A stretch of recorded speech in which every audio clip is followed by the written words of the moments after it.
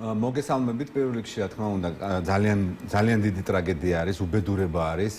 მე პირადად ვიცოდი, რომ ეს კორპუსი იყო ავარიული, ძალიან სერიოზულად ავარიული, იმიტომ რომ არჩევნების პერიოდში და მანამდეც ახლა ჩვენ ხშირი შეხება გვაქვს ჩვენი ორგანიზაციები, გვაქვს ადგილობრივი ორგანიზაციები, ჩვენ მქონდა ინფორმაცია ამ კორპუსის შესახებ, ეს ადამიანები, ჩვენ რამდენადაც გვაქვს ინფორმაცია, მათ ჰქონდათ კომუნიკაცია მერიასთან, მიდიოდნენ, წერილებს წერდნენ.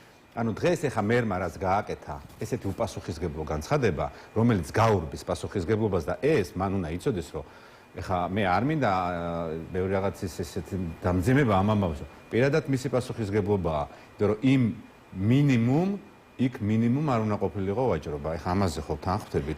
შენ როცა იცი რომ მეხუთე კატეგორია არის, ინგრევა, ჯერ ესეთ დროს არსებობს ცალკე კანონები, არსებობს ცალკე დადგენილებები, როდესაც ესეთი რისკი არის და სიცოცხლის რისკი შემცვლელი არის, სახელმწიფოს აქვს იმის უფლება, რომ ადამიანები გაიყვანოს. შეიძლება ვიღაცა ეწინააღმდეგებოს, მაგრამ აქვს ამის უფლება. არ არსებობს ესეთი, მას აქვს ამის უფლება, რომ ადამიანები გაიყვანოს იქიდან, თუნდაც იძულებით, რადგან მათ სიცოცხლეს და ჯანმრთელობას საფრთხე ემუქრება. ანუ ეს ზღაპრები და ეს განცხადება ესეთი უპასუხისმგებლო. ანუ აირი და ვითომ არაფერი რა. ვითომ აი ეს უბრალოდ ჩამოინგრა რაღაცა არაფერი. ეხლა მთავარი ასე ვთქვათ ინტერესის საგანი არის სწორედ ეს შენობა ნაგებობა, იმიტომ რომ ბევრია მსგავსი, ძალიან ბევრია და იქ ადამიანები ცხოვრობენ და წარმომიდგენია ხა მათი განცდები, ვინც ავარიულ შენობაში ცხოვრობენ. მე არ მჯერა მერის ინფორმაციის, პირდაპირ გეტყვით, ეს არის პროვოკაციული განცხადება, უბრალოდ ადამიანმა მოსახლეობას დააბრალა, აი წარმოგიდგენიათ მერი გამოვიდა და თქვენი ბრალიაო, რაც დაგემართათო.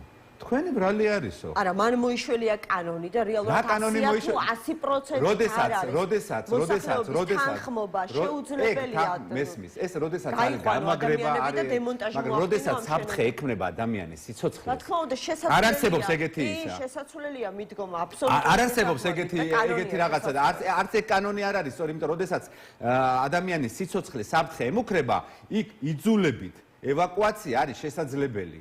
ამიტომ მაგას ვამბობ, რომ ადამიანს იმის გამბედაობაც არ ყოფნის. ესენი ხო გაუბედავი ადამიანი, ამათ რა შეუძლიათ, ამათ შეუძლიათ. აი მაგალითად დღეს ბაჩიაშვილს რაც გაუკეთეს, ადრე გვეგონა, რომ ეს ნაცების ხელწერა იყო პატიმრების საკუთარ საკანში ცემა.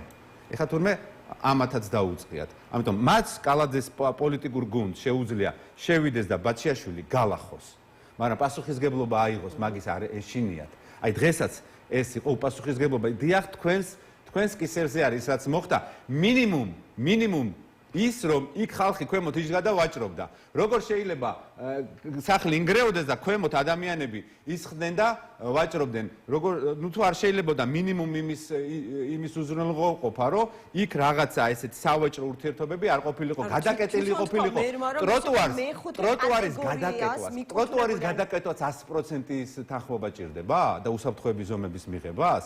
რაღაცა ნიშნების ჩამოკიდებას, რომ ავარიულია, ამასაც 100% მოსახლეობა ჭირდება, რომ ადამიანს რო უთხრა, რომ ეს პრობლემურია და იქ ნუ დადიხარ, მინიმუმ ამას ხო არ ჭირდება 100% მოსახლეობის. ეს მატყუარები, ეს უნამუსოები, ხა იმის წარმოიდგინეთ, გამოვიდა და ხალხს დააბრალა ამათი და რა მოლოდინი უნდა ქონდეთ აი ესეთი უსინდისო ადამიანებისგან, მაგრამ არც ალია მაგისთვის ფული აქვს საშონელი.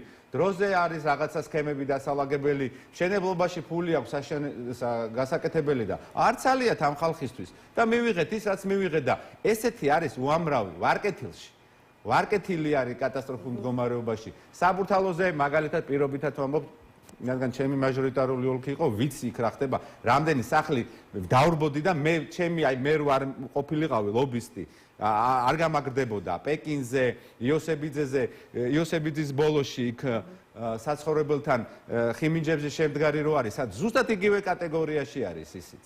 ზუსტად იგივე პრობლემები და არა მხოლოდ ავარიული, ალბათ სპეციალისტები უფრო მეც იტყვიან ზოგადად ასეთ შენობა ნაგებობაში ცხოვრების, არ ვიცი, მე ვფიქრობ ამაზე ცალკე თქვენ შეგიძლიათ მოიწვიოთ, რა თქმა უნდა, ექსპერტები ამ საკითხებზე ისაუბრებენ. თვითონ მერმა თქვა, ქალაქის მერმა თქვა, რომ ეს იყო მეხუთე კატეგორიას მიკუთვნებული ავარიული შენობა ნაგებობა. აი ჩემი, არ ვიცი, შეფასებით ეს არის ყველაზე უკიდურესი ხო მდგომარეობა, ყველაზე მძიმე მდგომარეობა შენობა ნაგებობებში იმაში გამოიხატა რომ ცხოვრება არის უბრალოდ აკრძალული. ემა და იმის მაგივრად რომ რაღაცა პასუხისგებლობა აიღოს, მერი ხარ, ხო?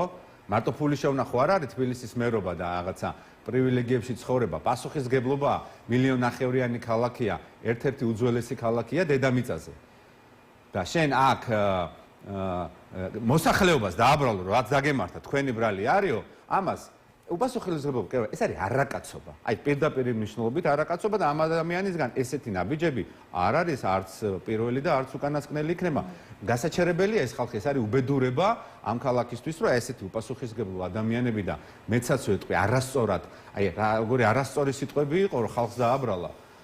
ასეთ ადამიანებში ამის დატოვება არის ცალკე უბედურება. კი ბატონო, რაც შეეხება ბაჩიაშვილის საქმე ახსენეთ, ხო, ამასთან დაკავშირებით გიორგი გახარიას განცხადებაც მოვისმინეთ. მან თქვა, რომ ეს არის ივანიშვილის დავალებით ძალადობაო და შეკითხვა დაუსვა ქართული ოცნების მხარდამჭერებს ციხეში პატიმრების ცემა, ამის ხომ არ გახსენებთ, დღეს სხვათა შორის აი თითქმის ყველა პოლიტიკურ განცხადებაში ეს ხაზი იყო პარალელი უბრალოდ გავლებული წინა ხელისუფლების დროს ციხეებში პატიმრების მოპყრობასთან. თუმცა როცა გივი მიქანაძეებით გაავსე პარტიას, რომლებსაც ძალიან კარგი გამოცდილება აქვს პატიმრების წამების და არადამერონ მოპყრობის. ბატონი გივი მიქანაძე, რომელიც დღეს არის განათლების მინისტრი, ცალკე უბედურება არის, ჯალათი რო განათლების მინისტრი არის.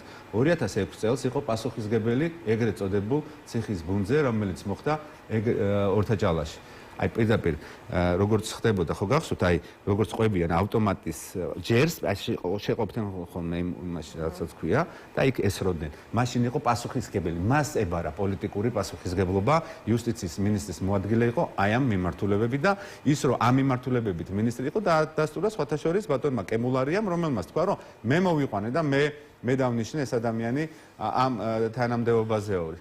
რა მოხდა ბაჩიაშვილთან მიმართებაში? თქვენ უნდა გესმოდეთ, რას ნიშნავს ვიღაც ადამიანი შევიდეს ვიღაც ადამიანთან კრიტის პრინციპის დაწესებულებაში, ანუ როგორიც არის დახურულ დაწესებულებაში. ეს ნიშნავს, რომ აქ არის ჩარეული ადმინისტრაცია. ანუ ადმინისტრაციის თანხმობის გარეშე წარმოუდგენელი არის რომელიმე ადამიანი, სხვა გარე პერსონა თუ არ არის ადმინისტრაციის თანამშრომელი, მოხდეს კონკრეტული ადამიანის ინტენსიური სამსახური ამბობს, რომ პატიმარი შეუსახლეს, ხო? პატიმართან მოვიდა მას კონფლიქტი. მოდი, აი ოფიციალური ვერსია ასეთია. კი, შეუსახლეს ის. ეს არის მათი ვერსია. რომცა ეს ვარიანტი იყოს, ეს შეგნებით გააკეთეს ჩაუსვეს ადამიანი, რომელსაც ეს უნდა გაეკეთებინა. ბაჩიაშვილი თავის წერილში ამბობს, რომ ის ციხის უფროსმა დაიბარა მანამდე და სთხოვდა, რომ გაეცა საკუთარი ანგარიშები. ესეთი საქმის გარჩევები ძალიან ფაქტობრივად ანუ არ ხდება ხოლმე, თუ არ არის წაქეზება და თუ არ არსებობს კონკრეტული მიზეზი. ეხლა ბაჩიაშვილს და ამ ადამიანს არანაირი საერთო არ ექნებოდა, ცხოვრებაში ნამყოფები არ ექნებოდა და ახლა ბიძინა ვიღაცის არც ის შეხება ექნებოდა, რომ რაღაცა შურისძიების ობიექტი ყოფილიყო სვის მაგივრად. შესაბამისად იყო ინტერესით განსაზღვრული ქმედება. ინტერესით განსაზღვრული ქმედება რას ნიშნავს? მას კონკრეტულმა ჯგუფმა მიცა ამის ზურგი. გააკეთე და შენ ამაზე არავინ არაფერს არ მოხდო, შეიძლება რაღაცა პრივილეგიებით შეგეხო. ანუ ციხის დირექტორი არის უკვე ჩართული ამ წამებასა და არადამერ მოპყრობაში. თქვენ უნდა იცოდეთ ამ ადამიანების ფსიქოლოგია. არც ერთი ციხის დირექტორი ესეთი მასშტაბის, როგორიც არის და ესეთი საჯარო პიროვნების, როგორიც არის გიორგი ბაჩიაშვილი, ხელს არ მოაწევს. გამორიცხულია ესო თავისი კერძო ინიციატივა იყოს. გამორიცხული არის. ხო, მაგრამ ის შესაბამისად მან წინასწარ რომ ეს ამბავი საქვეყნოდ გახდებოდა. დავამთავრებ, იმიტომ რომ მე ხსნი დეტალურად როგორ მუშაობს ეს სქემა. ციხის დირექტორი ამას თავის თავზე ვერ აიღებდა. მას უნდა ქონოდა ზურგი ციხის ადმინისტრაციისგან, ანუ საჯელახსოვრების დეპარტამენტი. საჯელახსოვრების დეპარტამენტთვისაც სხვა მასშტაბის ადამიანი არის გიორგი ბაჩიაშვილი. შესაბამისად ეს არის იუსტიციის მინისტრთან შეთანხმებული. იუსტიციის მინისტრი ვერ მიიღებს ამ გადაწყვეტილებას, იმიტომ რომ არა აქვს მას ეს პოლიტიკური ამას ვერ აიღებს თავისუფლად. შესაბამისად ეს არის შეთანხმებული პრემიერ-მინისტრთან. და პრემიერ-მინისტრი დავალებას იღებს ბიძინა ივანიშვილისგან. ანუ ეს ჯაჭვი არის, ესე ჩამოვიდა ეს დავალება, ასე ჩამოიშალა და ეს დავალება და მივიდა იმ კონკრეტულ ამსრულებლამდე და პლუს ამას თქვენ უნდა გესმოდეთ რომ ციხე დეპარტამენტის მარტო იუსტიციის სამინისტროს არ ექვემდებარება მას პროკურატურის ქვეშ არის იქ კიდე ცალკე მონიტორინგის აწარმოებს გენერალური პროკურატურა ამიტომ ჯაჭვი კრიმინალური ჯაჭვი ეს არის იუსტიციის მინისტრი გენერალური პროკურორი პრემიერ-მინისტრი და მათი ბოსი ბიძინა ივანიშვილი აი ეს არის აი ამ კრიმინალის შემადგენელი ნაწილი გიორგი ბარჩაშვილის საჯაროობიდან გამომდინარე თუ კი ვინმე ეს სწორედ ამგვარად დაგეგმა და ეს იყო ასე ვთქვათ დავალება, რომელიც სახელისუფლებო ვერტიკალისგან მოდიოდა, მაშინ რა თქმა უნდა ეს რისკიც ჰქონდათ გათვალისწინებული, რომ ძალიან მალე ეს ამბავი გასაჯაროვდებოდა. აი, რაში შეიძლება აწყობდეთ ასეთი ინფორმაციის, ასეთი მასშტაბებით გამოტანა, ხო? ასეთი ფორმი. რეჟიმი, რომელიც არის რეპრესიული, ხო კიდე ერთხელ ვამბობ. ჩვენ აქამდე ვიცოდით, რომ ეს იყო, აი, ცალსახად ნაცების ხელწერა. პატიმრების ცემა ეს იყო მათი ხელწერა. დღეს ეს არის უკვე ქართული ოცნების ხელწერა. მათ გადადგეს ეს ნაბიჯი. წამების ფაქტი დადგა და ამაში გარეულები არიან, ყველა მე რაც ჩამოთვალე, ყველანი გარეულები არიან. გამორიცხული არის ის გდანის ციხის დირექტორი, ვინც არის დავით ესეც ყოფილი ნაცია, სხვათა შორის ფინანსურ პოლიციაში მუშაობდა თუ არ ვცდები, ანუ ეს სპორტირებული ადამიანი არის. ამ ხალხმა, ვინც ქართულმა ოცნებამ გადმოიბარა და დაიტოვა. გოგობერიშვილი, დავით ქართულმა ოცნებამ დაიტოვა, აი ვინ ყავს ქართულ ოცნებას, ხო? აი მაგალითად გივი მიქანაძე. გივი მიქანაძე მაგის მეტი არაფერი არ იცის. სხვა არ უსწავლია ამ ნაცების დროს.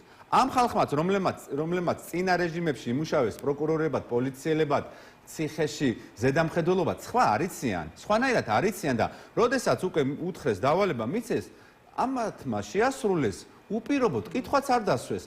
ჩვენ ამას ვაპარაკობდით, ამას ვეუბნებოდი ქართული ოცნების ამომრჩეველს, რომ ნუ ხუჭავთ თვალს მურუსიძეზე, ნუ ხუჭავთ თვალს მიქანაძეზე, ნუ ხუჭავთ თვალს იმპორტირებულ პროკურორებზე, იმიტომ რომ ეს ადამიანები ერთ დღეს მიიღებენ ბრძანებას და გადაგივლიან ისევე, როგორც ამას აკეთებდნენ დიდი სიამოვნებით სააკაშვილის დროს.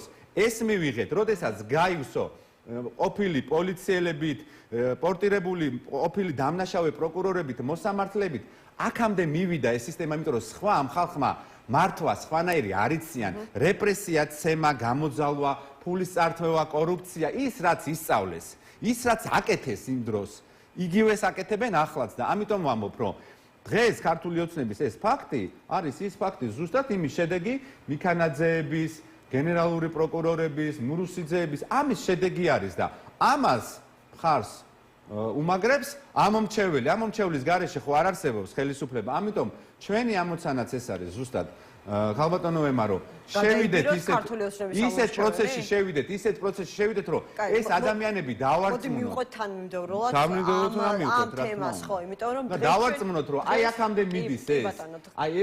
მიდის ეს აი ამის მხარდაჭერა, აქამდე მიდის მურუსიძეზე თვალის დახუჭვა, აქამდე მიდის ბინარაძეზე თვალის დახუჭვა, აქამდე მიდის თქვათ მიქანაძეზე და იმ პროკურორებზე, მოსამართლეებზე თავი, აქამდე მივიდა ბიძინა ივანიშვილი. ყველა მოცემულობა არის, რასაც წინა რეჟიმს ჰქონდა. აი ახსენეთ რამდენჯერმე ბიძინა ივანიშვილი, ქართული ოცნება, სწორედ ქართულ ოცნებასთან და ბიძინა ივანიშვილთან თანამშრომლობაში დაგადანაშაულეს დღეს ოპოზიციის იმ ნაწილიდან, ვინც კატეგორიულად არ ეთანხმება არჩევნებში მონაწილეობას. თინა ბოკოჩავას განცხადება იყო, რომელმაც თქვა, რომ არ ჯერა რომ ეს პოლიტიკური ქორწინება თქვენსა და ლელო ძლიერ საქართველოს შორის შედგა რაღაცა თანამშრომლობისთვის საარჩევნო პერიოდში. არამედ ეს არის შედეგი ბიძინა ივანიშვილთან თანამშრომლობის. აი არ ბიძინა ივანიშვილი ესე იცახის ხოლმე.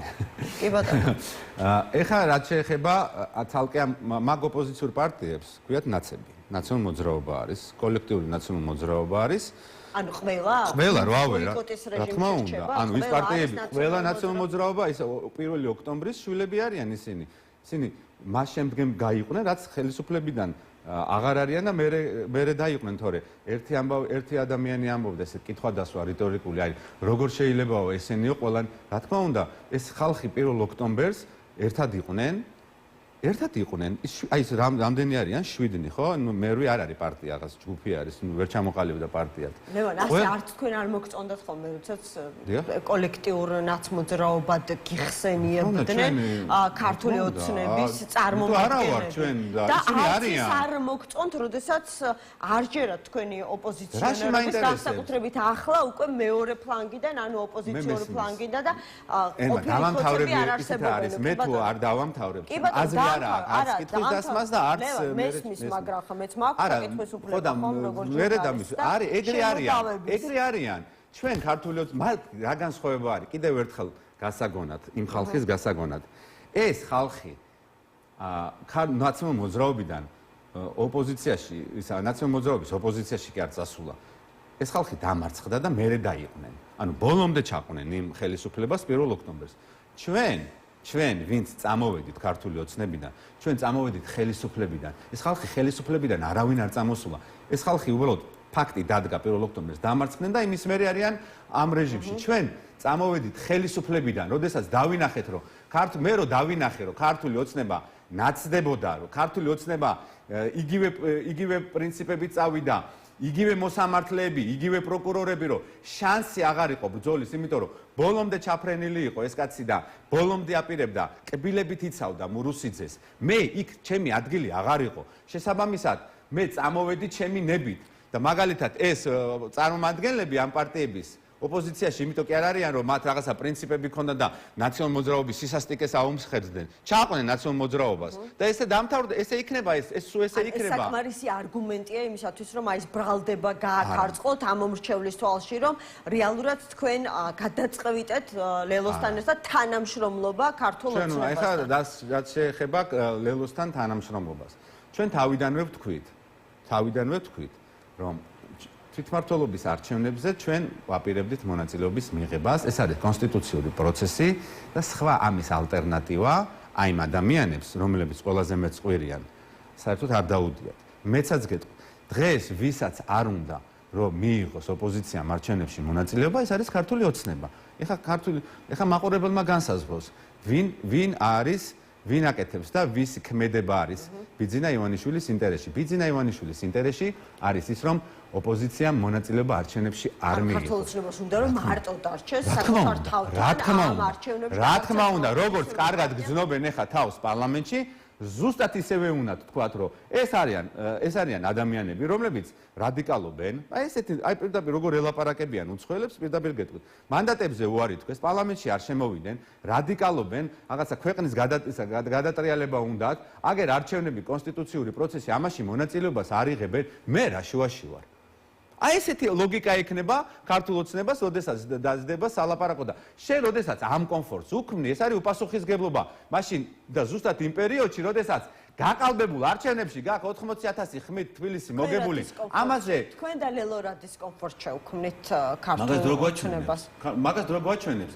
ზუსტად მაგას დრო გვაჩვენებს, პროცესი გვაჩვენებს. არა, ამას უპასუხებთ მაგალითად ამ მომრჩეველს. რას უპასუხებთ? ჩვენ მოუწოდებთ არჩევნებს. ამას გეკითხებათ, აუცილებლად გკითხავთ ამ მომრჩეველი, რომ აი რა პლუსი აქვს, მით უმეტეს ოპოზიციურად განწყობილ ამ მომრჩეველზე თუ საუბრობთ ხომ, რომელიც შესაძლებელი არ არის ჯერ თქვენი ამ მომრჩეველი, მაგრამ ხმას აძლევს ქართული უკმაყოფილოა ქართული ოცნებით და ეძებს მის ალტერნატივას, ანუ რა პლუსი აქვს თქვენი და ლელოს კოალიციას.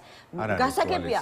მოდით, ნახეთ, აღრევთ. კი ბატონო, არის ტერმინებში ამ მხოლოდ პრობლემა. მაშინ რა არის, გითხარით? კაი, მოდი, აი, აქედან დავიწყოთ. თქვენ თუ ფიქრობთ, რომ ტერმინს პოლიტიკაში არ აქვს მნიშვნელობა და აღქმებში, მაშინ დავანებოთ საერთოდ. ეს არის საარჩევნო. არა, კი ბატონო, განმარტოთ, რატომ არ არის ეს პოლიტიკური კოალიცია და რით განსხვავდება პოლიტიკური კოალიცია პოლიტიკური თანამშრომლობისგან, ხო? აი მარტივად. ჩვენ სულ ვამბობდით, რომ ჩვენ მივიღებდით ამაში მონაწილეობას. ძალიან კარგია, როდესაც ლელომ გადაწყვიტა მიიღოს მონაწილეობა თვითმმართველობაში. შესაბამისად, უგუნურობად მიგვაჩნდა, რომ თუ ჩვენ ამ პროცესში მივიღებდით მონაწილეობას, ჩვენ შევსულიყავით ერთმანეთთან კონკურენციაში მაჟორიტარულ კანდიდატებში და მერობის კანდიდატებში. შესაბამისად და შევსულიყავით ისეთ კონკურენციაში, სადაც ურთიერთბრალდებებიც აქვს, ხშირ შემთხვევაში რაღაცა უხეშობაც არის, ასე შემდეგ და ასე. ამიტომ გადავწყვიტეთ, გადაგვეფორმებია მემორანდუმი, თანამშრომლობის მემორანდუმი, სადაც თანხმდებით, რომ მაგალითად პირობითად ჩვენ ერთმანეთს არ დაუპირისპირებთ კანდიდატებს და საბურთალოზე იქნება ერთი კანდიდატი, რომელსაც როგორც ჩვენ, ასევე ლელო დაუჭერს მხარს. კი ბატონო, თუ ლელო დააყენებს საბურთალოზე თავის კანდიდატს, თქვენ მას თქვენს კანდიდატს აღარ დაუყენებთ. კი ბატონო. ძირითადად ჩვენ შევთანხმდით, რომ პრიორიტეტი და უპირატესობა მიენიჭება ისეთ ნეიტრალურ კანდიდატებს, რომლებსაც ექნებათ ლავირების და უფრო მეტი საშუალება, მეტი თავისუფლება და საარჩევნო კამპანიის თავისუფალი წნეხების, პარტიული წნეხების გარეშე ჩატარება. ან პარტიული კანდიდატები არ გეყოლებათ ფაქტობრივად? ეს იქნება ფაქტობრივად ნეიტრალური კანდიდატები, რომლებიც იქნებიან წარდგენილები ჩვენს მხრიდან ახლა სადღაც ოფიციალურად ლელო წარადგენს, სადღაც რაღაცა უბანში ოფიციალურად საარჩევნო ოლქში. ნეიტრალური ნიშნავს, რომ არაპარტიული ვაზუსტებ, იმიტომ რომ მათ შორის არაპარტიულიც, რა თქმა უნდა. მათ შორის ნეიტრალური ნიშნავს. თუმცა შეიძლება იყოს შესაძლებელია სადღაც იყოს ერთი მხრიდან ან მეორე მხრიდან და ორივესთვის მისაღები, ორივე პოლიტიკური ძალისთვის მისაღები. ნეიტრალური კანდიდატი ნიშნავს, რომ არის ნეიტრალური, მაგრამ თუ იქნება პარტიული კანდიდატები, მაგალითად საბურთალოზე არის სამი ოლქი, ხო? სადაც დააყენებს ლელო, იმ ოლქში ჩვენ რა თქმა უნდა არ დავაყენებთ. შერჩეულია უკვე ასეთი კანდიდატი. სად არის ამდენი ნეიტრალური კანდიდატი, რომელიც ასე ვთქვათ, მზად არის პოლიტიკურ ბრძოლაში შევიდეს ლელოს და ძლიერი გახარია საქართველოსთვის სახელით, ანუ ყავთ უკვე ასეთები შერჩეული, არ მიღწეულია მათთან. ჩვენ გესმოდეთ, რომ ჩვენ 4 სექტემბრამდე გვაქვს კანდიდატების წარდგენის ვადა, შესაბამისად ჩვენ მუშა პროცესში ვართ, ჩვენ აქამდეც არ გავჩერებულად, ჩვენ ამ საკითხებზე სულ მუშაობდით და ვაგრძელებდით მუშაობას.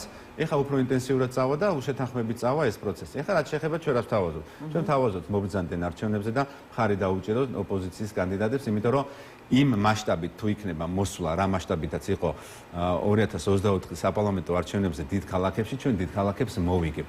და ის ადამიანები, ვინც ამ პროცესს უშლიან, ჯერ ეს ერთის მავნებლობენ და მეორეს ალტერნატივას არ ვთავაზობენ. რაღაცა ყბადაღებული, გაცხადებული, რაღაც თავის თავთან ბრძოლები, აი პირდაპირ მნიშვნელობით აუხსნელი, არალოგიკური, ამდენი ხანი ქონდა ჩვენ ხო კითხვა დაუსვით ამ ხალხს. კარგით, გავჩერდით, მოყვებით. რას ვთავაზობ? ვერაფერი ვერ მოიფიქრებს გარდა იმისა, რომ ვიღაცემა მშვიდობიანად დავამხობთო ხელისუფლებასო. ნუ ეს ხო არასერიოზულია. ეს ხო არალოგიკურია. პარალელური პოლიტიკური პროცესის ჩამოყალიბებაზე, თვითმმართველობის დონეზე, მათი ვასიკი არის. აი ეს ზღაპრები, ეს არის ილუზიები, რომლითაც ყვებავენ ამ ადამიანებს. გზას უბნევენ, აბსოლუტურად შემოაქვთ აი ეს დისონანსი ამ აზრში და გარკვეულად რაღაცებს თეორიებში ელაპარაკებიან, რომლის პრაქტიკული აღსრულება არის შეუძლებელი, წარმოუდგენელი არის, ანუ პირდაპირ მნიშვნელობით წარმოუდგენელი არის, რაღაც აღსრულდეს იმაში, რაც საერთოდ ვერ ჩამოაყალიბეს, ანუ ბოლომდე თქვენ არის, ჩვენ კონკრეტულად ვამბობთ, ჩვენ ვამბობთ, რომ აი თვითმმართველობის არჩევნებზე, განსაკუთრებით დიდ ქალაქებში არის დიდი შესაძლებლობა არჩევნების მოგების შესაძლებლობა. გაყალბებულ სუპერ გაყალბებულ არჩევნებში თბილისში იყო 80,000 ხმით ნაკლები ქონდა ქართულ ოცნებას. დაახლოებით სადღაც აი ესე ტრიალებდა. ნუ შეიძლება რაღაცა ცოტა ციფრი შემეშალოს, მაგრამ ძალიან დიდი განსხვავება იყო, აი კოლოსალური განსხვავება იყო, ანუ ამოუკაჩავი განსხვავება იყო. ამ პროცესში არ შესვლა ამის ალტერნატივას ადამიანები გვეუბნებიან, მშვიდობიანად უნდა დავამხოთ ხელისუფლებაო. მშვიდობიანად დამხობილი ხელისუფლება რას ნიშნავს არ ვიცი. ჩვენ ვამბობდით, რომ ჩვენ ისეთ პროცესში, რომელმაც შეიძლება კიდევ უფრო მძიმე რაღაცა ისინი გამოიწვიოს, ჩვენ არ ვართ რევოლუციონერები, ჩვენ ეს ვთქვით. ჩვენ არ მიგვაჩნია, რომ ეხა საქართველოში ამის ან მოცემულობა იყოს, იმიტომ რომ უნდა გესმოდეთ, რომ ქართულ ოცნებას 30%, 30-დან 35%-მდე წინა იმაში ქონდა ეს მხარდაჭერა აქვს. თქვენ ახლა რო უთხრათ მაგალითად გერმანელს, რომ ქართულ ოცნებას აქვს 35%-იანი მხარდაჭერაო გერმანელ პოლიტიკოს, იქ მეც კი პირველ ადგილზე გასული მეც კი არ იღებს. იქ ვინც კოალიციას ქმნის, ხო, მაგრამ ეს პროცენტი სრულიად საკმარისი არის და ანგარიშს იმას, რომ ორ ფრონტზე მოგიწევთ ბრძოლა, ერთი უნდა ასე ვთქვათ, ებრძოლოთ ქართულ ოცნებას და მეორე მოგიწევთ ბრძოლა ოპოზიციის იმ ნაწილთან, რომელიც მოუწოდებს საკუთარ ამომრჩეველს და ზოგადად ოპოზიციურად განწყობილ ამომრჩეველს, რომ არ მივიდნენ არჩევნებზე და ამით გამოუცხადონ ბოიკოტი ამ არჩევნებს და შესაბამისად თქვენც დაგაკლდებათ ამით ხმები. აქედან დავიწყოთ, რომ მე კიდევ ამბობ, რომ ეს პროცესი რა პროცესიც ამ ხალხმა დაიწყო, ეს არის ჩვეულებრივი მავნებლობა.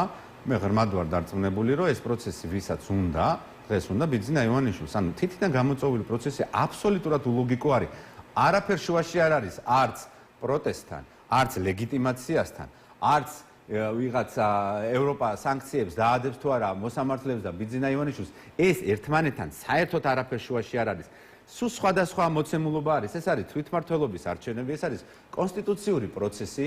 აი როგორც 78 მუხლს იცავ ადამიანი და ევროპა ინტეგრაციას და კონსტიტუციას სხვათა შორის ამ მუხლისთვის მაყურებლის გასაგონად ნაციონალურ მოძრაობას ხარი არ დაუჭერია. ანუ მათ ხარი საერთოდ არ მიუღიათ ამ საკონსტიტუციო პროცესში, მაშინ როდესაც ეს ჩვენ ჩავწერეთ ეს, აი ჩვენ ჩავწერეთ.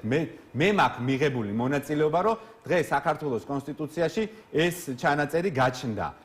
მათაც შეცვალეს 2011 წელს კონსტიტუცია, მაგრამ ნაციონალურ მოძრაობას ეგ ჩანაწერი არ ჩაუწერია. ჩვენ ჩავწერეთ იმ ხალხმა, ვინც მე შევიდა კონფლიქტში ბიძინა ივანიშვილთან და ამას ვიცავდი და ზუსტად კონსტიტუციური პროცესი არის თვითმმართველობა და შენ ვერავის ვერ აუხსნი. დასავლეთში ვერ აუხსნი არჩევნებში, რატო არ იხებ მონაწილეობა. აბსოლუტურად გაუგებარი პროცესია. ლევან, ნახეთ თქვენ ყველა აღიარებს და ასე ვთქვათ ხაზგასმით აღნიშნავს, რომ მთავარი პოლიტიკური ბრძოლის ველი ამ არჩევნებზე იქნება ბუნებრივად თბილისი. ხა ისიც ვიცით, რომ სხვადასხვა გამოკითხვებით ჩანს ეს და დასტურდება, რომ თბილისის ამომრჩევლის უმეტესობა არის ოპოზიციურად განწყობილი.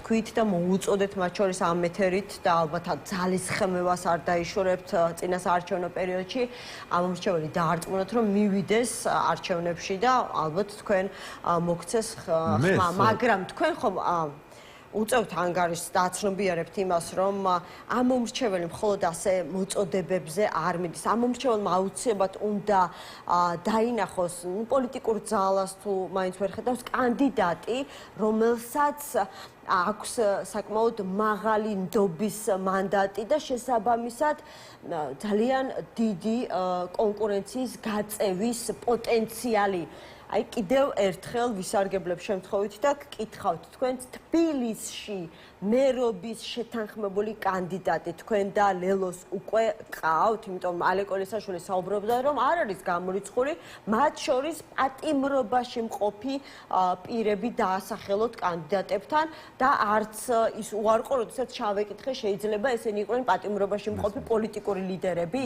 ნახეთ, ეხა ამ ეტაპისთვის ჩემი მხრიდან არაკოლეგიალური იქნება და არაეთიკური იქნება, იმიტომ რომ ჩვენ ესეთი ტიპაჟი სტრატეგიული, აი ეს მემორანდუმი თავის თავში უკვე გულისხმობს ისეთ თემებს, რაც უკვე საერთო თემები არის, რაღაცა დონის კოორდინაციას სასაუბრო ენაშიც. შესაბამისად, მე გეუნებით და გიდასტურებთ, რომ ჩვენ ამ საკითხებზე ვმუშაობთ, რაღაცა საკითხები გავლილი გვაქვს, რაღაცა საკითხებს გავივლით. ხა ისეთი გულუბრყულა არა ვარ, რომ აქ თქვენ სახელი და გვარი დამისახავთ, მაგრამ ის მაინც მითხარით, ასეთი კანდიდატი იქნება ბრძოლის უნარიანი. შეთვალიერ უკვე გყავთ. ჩვენი კანდიდატი იქნება ბრძოლის უნარიანი და ჩვენი კანდიდატი ებრძოლებს. ნებისმიერმა კანდიდატმა პოლიტიკური ფიგურა იქნება ეს, ნებისმიერმა კანდიდატმა უნდა იბრძოლოს თბილისის კანდიდატმა უნდა იბრძოლოს, აბა რა. ანუ იქნება პოლიტიკური ფიგურა. შესაძლებელია იყოს, ასე ვთქვათ, პარტიული წარმომადგენელიც. ხო გეუბნებით, ეს შეთანხმების საკითხი არის, ყველაფერი შეიძლება მოხდეს, მაგრამ კანდიდატი იბრძოლებს ამ ხალხისთვის, ამომრჩევლისთვის. კანდიდატის წარმატებას განსაზღვრავს ადამიანი. თუ ადამიანი სახლში დარჩა და არ მივიდა, მე არაფერ შუაში არა ვარ.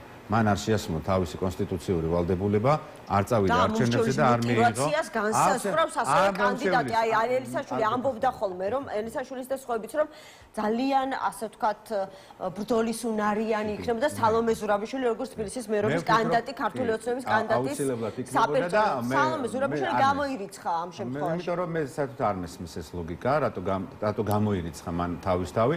მე გეტყვით, რომ დღეს ამ პროცესში არ მონაწილეობა ჩემთვის ნიშნავს რაღაც მომენტში საკუთარი თავისთვის ძალიან მარტივია, იჯდე ოფისში, იძახო რომ რაღაცა ესენი ასეთები არიან, ესენი ისეთები არიან, არაფერი არ აკეთო, არიარო ხალხს არ ელაპარაკო, ოცნების ამომრჩეველს ძალიან მარტივი არის ამ კომფორტში ყოფნა.